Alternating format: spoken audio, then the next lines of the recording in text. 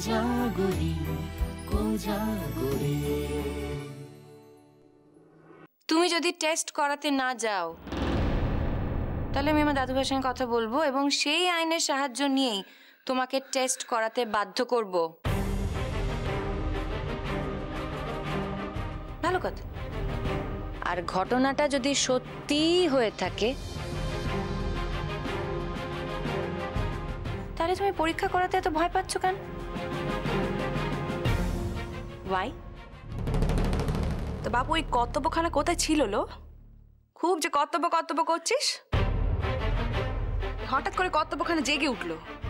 এই যেই শুনেছে না ছোট কাউকে ছেড়ে কথা বলবে নি, ওর নামে থানায় নেপোর্ট করবে, অমনি ওর কর্তব্যখানা জেগে উঠলো। এখন নিজের ঘাট থেকে দোষ সরানোর জন্য অন্য ঘাড়ের আশ্রয় নিচ্ছে। বলে চুটকি বুঝলি নে, এ যে নেকা পড়া জানা মেয়ে, নেকা পড়া জানা, এই আমাদের মতো হাবাগোবা নাকি?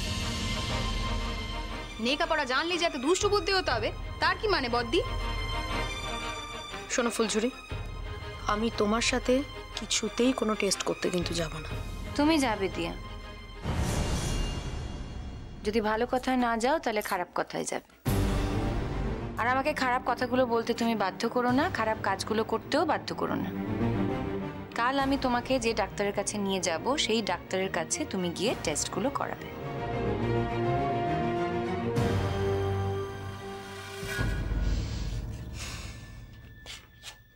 তোমার ডাক্তার যে মিথ্যে রিপোর্ট দেবে না তার কি গ্যারান্টি আছে?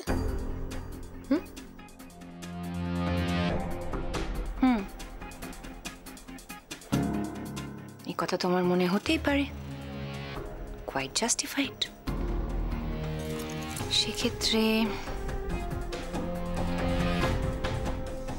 সেক্ষেত্রে আমরা এবারের একটা চেনা ডাক্তারের কাছে যাব, যে তোমারও চেনা না আমারও চেনা না।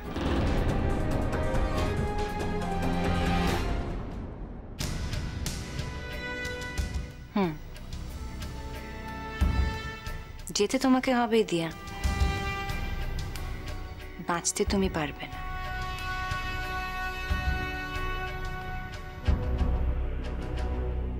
তাহলে ওই কথাই রইল, এবারই চেনা ডাক্তার। নতুন বউ, এই কথাখানা বাপু তোমার আগে মনে ছিল নি? আগে মনে হয়নি কোনা?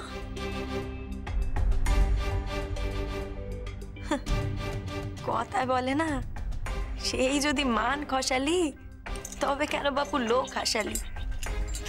তোর হয়েছে সেই দশা।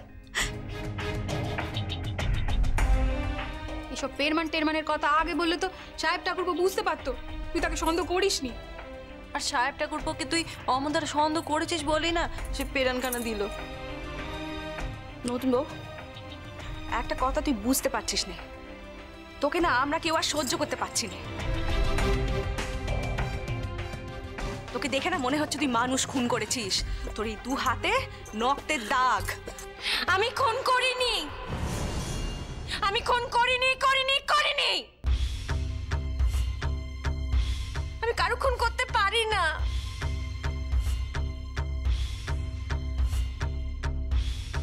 আমি কারো খুন করতে পারি না। কতটুকু চেনো তোমরা আমাকে যে এত বড় কথাটা বলছো?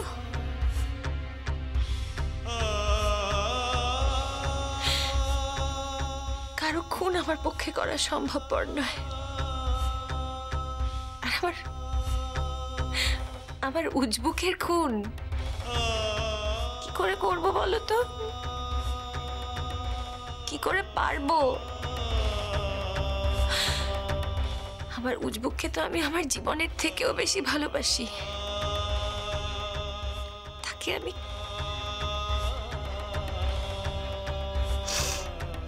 তার মানে কি মানুষ কেন উবে গেল না কি? হ্যাঁ,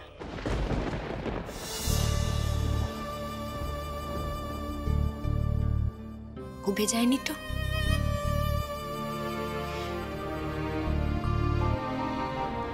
উবে যায়নি, ওর অভিমান হয়েছে।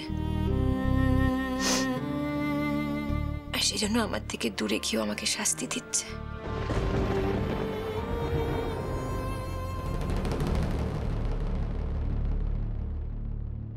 তুমি এই কথা ভেবেই আনন্দ থাকো ফুলছুরি, আর নিজের ঘাড় থেকে দোষটা নামা।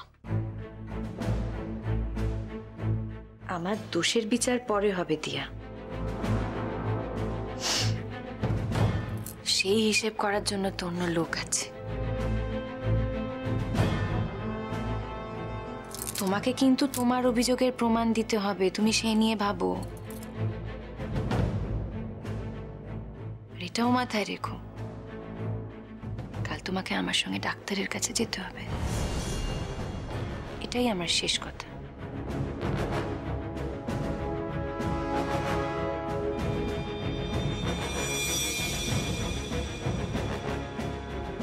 যেমন করে বলছে মনে তো হচ্ছে যেতেই হবে, কিন্তু তারপর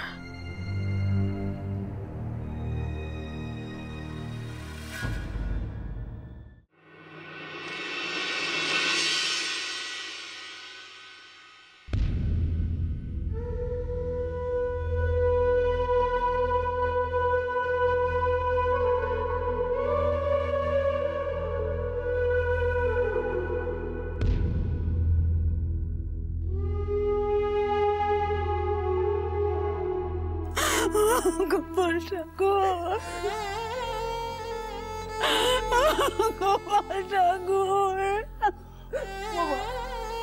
আসুন না বাড়ি, আমি শরীর খারাপ, আপনি একটু বসুন।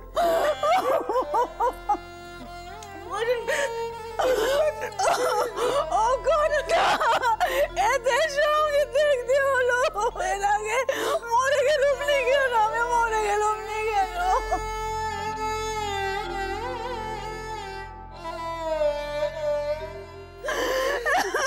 এরপর আমাকে বেঁচে থাকতে হবে, নিঃশ্বাস নিতে হবে, খেতে হবে ঠাকুর।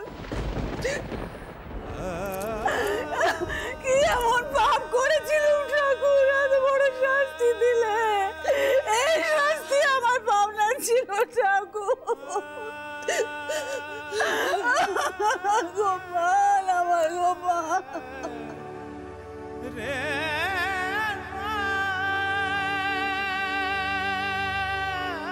শোনো মিলু, দাদু ভাইয়ের কাজ তো এখনো শুরু হয়নি কো। আমি তোমাদের সকলকে একটা কথা বলতে চাই, যেটা তোমাদের গিন্নিমাকেও এখন আমি বলিনি কো।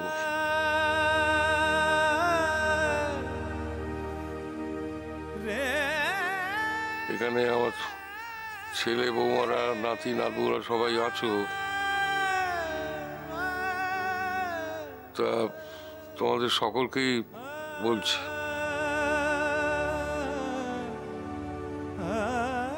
সেটা হচ্ছে এই দাদু ভাইয়ের কাজ শেষ হয়ে গেলে আমি এই সংসার ত্যাগ করব।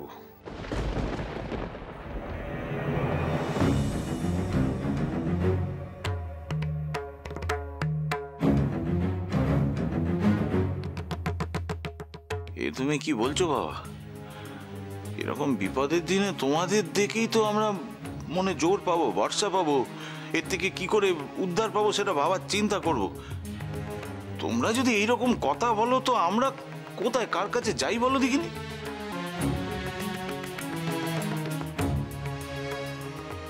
আমি সিদ্ধান্ত নিয়ে নিয়েছি। তা তোমরা সবাই তোমাদের গিন্নিমাকে একটু দেখো, কারণ এমনি টাকা পয়সার কোনো অসুবিধা হবে না কো, কিন্তু ওই একটু একটু যত্নার্থী করো। আমি তো কোনোদিন তার অযত্ন হতে দিইনি কো, সেটা তোমরা একটু দেখো। আসলে কি হয়েছে জানো, দাদু ভাই চলে যাওয়ার পর আর আমি আমি আমি অনেক অনেক অনেক চেষ্টা করেছি জানো, অনেক চেষ্টা করছি মনটাকে মানাতে, কিন্তু পারলুম না গো।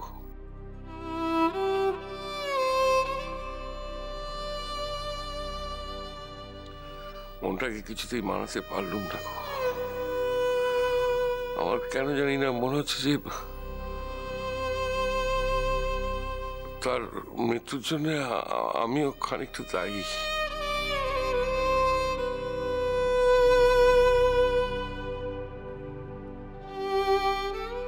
আপনি দায়ী করতে যাবেন কেন বাবা? আপনি তো কিছু জানতেনই না। যে দায়ী সে তো ওই যে ওইখানে দাঁড়িয়ে আছে সাদা শাড়ি পরে।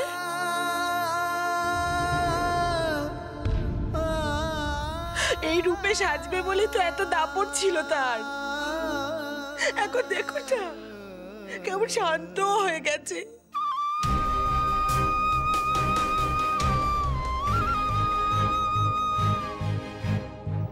আপনি কেন শুধু শুধু নিজেকে দায়ী করছেন বাবা?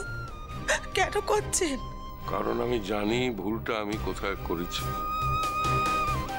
আর সেই জন্যই আমি নিজেকেই দায়ী করছি।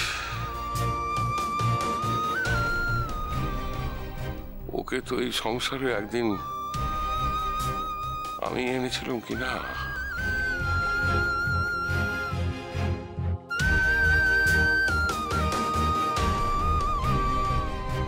দাদু ভাই, কাল রাত পর্যন্ত আমি ভেবেছিলাম কোনো একটা মিরাকল ঘটে যাবে। আমার উজবুক বুঝি কোথাও একটা থেকে দুম করে চলে আসবে।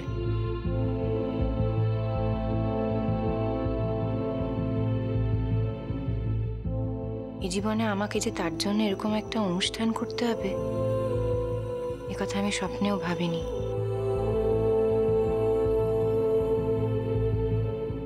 কিন্তু এখন আমি বুঝতে পারছি আমি ভুল ভেবেছিলাম।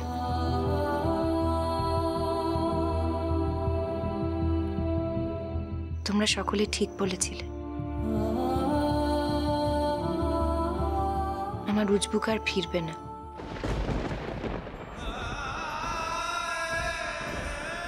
তাই আমাকে এই আচারটুকু করতে দাও। এই আচারটা পালন করেই আমি তোমাদের সংসার ছেড়ে চলে যাব।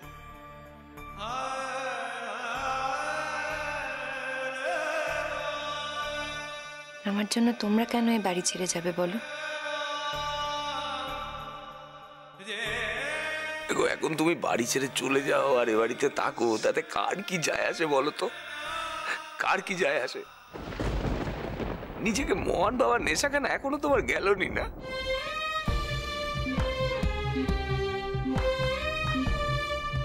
তোমার কি মনে হচ্ছে আমার বাবা বাড়ি ছেড়ে চলে যাচ্ছে তোমার জন্যে?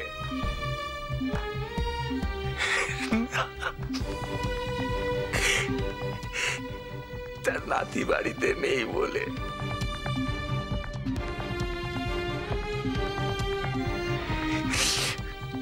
তুমি আমাদের কত বড় সর্বনাশ করেছো সে বোঝবার বোধ তোমার আছে? আর এখন যদি তুমি চলে নাও যাও না, তাহলে আমরা তোমাকে মেরে ধরে বাড়ি থেকে তাড়িয়ে দেব।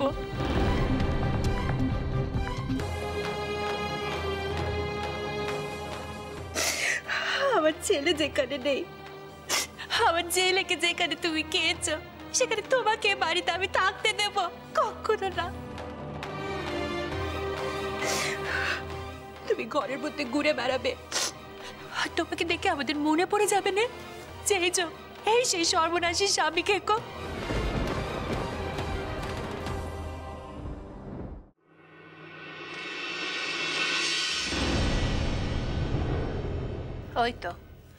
ওই তো তোমার বাড়ির লোকেরা এসে গেছে।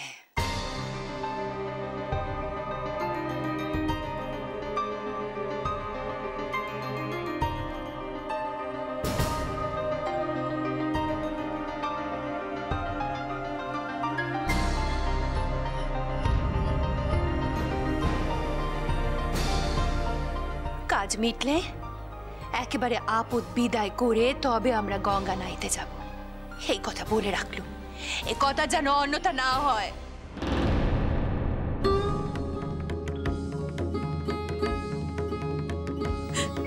শোনো নতুন বউ, এই এত কাল না আমরা সব সময় চেয়েছি যে যাই হোক না কেন তুমি এ বাড়িতে থাকো, এটা আমরা সব সময় মন থেকে চেয়েছি, বিশ্বাস করো।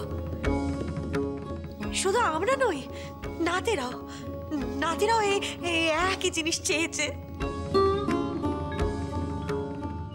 কিন্তু আজই আমরা বলছি তোমায় বাপু, তুমি চলে যাও নতুন বউ, এই বাড়ি থেকে তুমি চলে যাও। তোমার মুখখানা দেখলে গা জ্বলে যাচ্ছে, আমাদের খুব রাগ হচ্ছে।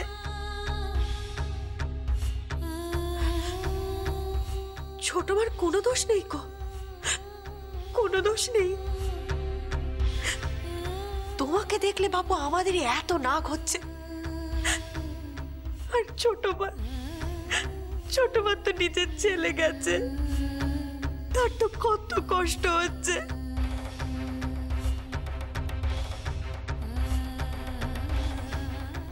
নতুন বউ, তোমাকে আমরা সহ্য করতে পারছি না সহ্য করতে।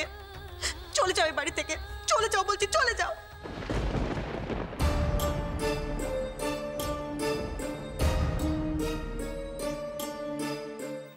বাড়িতে বডি এলো, পুরো দেহ কাপড়ে মোড়া, মুখ মাথা সব জায়গায় ব্যান্ডেজ করা।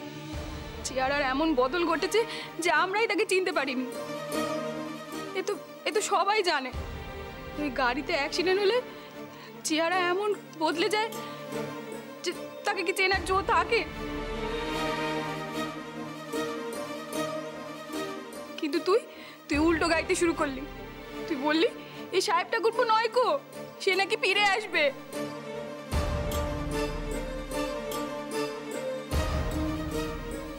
তুই এভাবে বাঁচতে পারলি? শেষ ওকে করতে পারলি না। তাই বলছি, যতটুকু সময় আছিস আচার কাজকর্ম সেরে নে, যাতে তার আত্মার শান্তিটা হয়। আর তারপর দয়া করে এ বাড়ি ছেড়ে চলে যাস।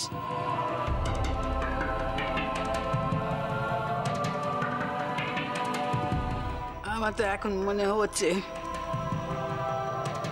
ও আমাদের বাড়িতে থাকলে আমার বাকি নাতিদেরও কোনো না কোনো অকল্যাণ হয়ে যাবে। গিন্নিমা, তুমি আমার গিন্নিমা বলে ডাকছো? হ্যাঁ, তোমার লজ্জা করে না? হ্যাঁ, তোমার মুখে না কোনো ডাকই মানায় না। গিন্নিমা যা বলেছে ঠিকই বলেছে, তুমি একটা অপয়া।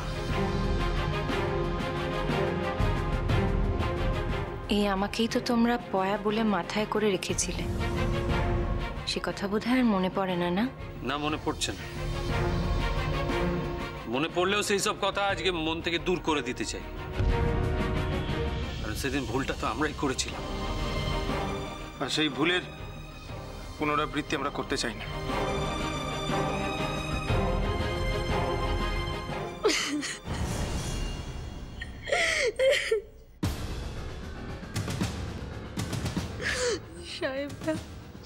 সাহেবদা তুমি চলে গেলে, তুমি যাওয়ার আগে একবারও দেখলে না কাকে তুমি রেখে গেছো? আর সেও কোনোদিনও জানতে পারলো না যে কার ছেলে।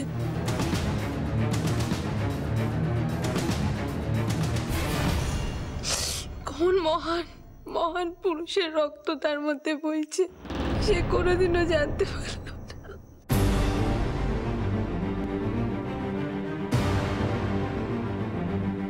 দেয়া, এখন এইসব কথা নিয়ে নাড়াচাড়া করো নি। এখনই আশপাশ ঘর থেকে লোকজন সব চলে আসবে। আমরা চাইনি যে ছেলেটা নেই তাকে নিয়ে অকথা কুকথা আলোচনা হোক। এসব কথা বলে কোনো লাভ নেই।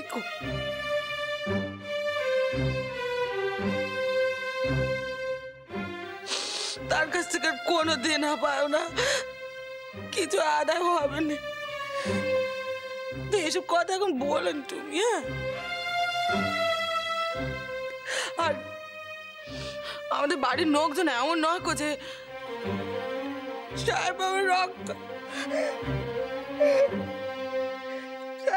রক্ত বইছে তো সন্তানের কথা জেনেও তাকে অবহেলা করবে।